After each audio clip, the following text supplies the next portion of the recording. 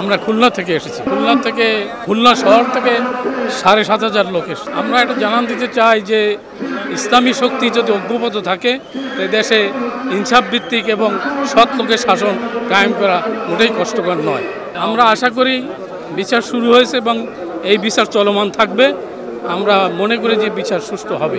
আমরা প্রায় ১৫ থেকে ২০ লক্ষ লোক সমাবেশ হবে বলে আমরা মনে করি। সমাবেশে হচ্ছে খুলনা থেকে আমরা এই বার্তা নিয়ে যেতে চাই যে বাংলাদেশে ন্যায় এবং ইনসাফের সমাজ প্রতিষ্ঠার জন্য আগামী নির্বাচনে সারা বাংলাদেশে দাঁড়িপাল্লার জোয়ার হবে এবং সেই নির্বাচনে বাংলাদেশ জামাত ইসলামী জয়লাভ করবে ইনশাল্লাহ। আমরা মনে করি যে যদি সুষ্ঠু নির্বাচন হয় তাহলে ইসলামী জোট বাংলাদেশ জামাত ইসলামের নেতৃত্বে বিজয় লাভ করবে ইনশাল্লাহ। পেয়ার পদ্ধতি নির্বাচন বিশ্বের প্রায় ৯০টি দেশে আছে।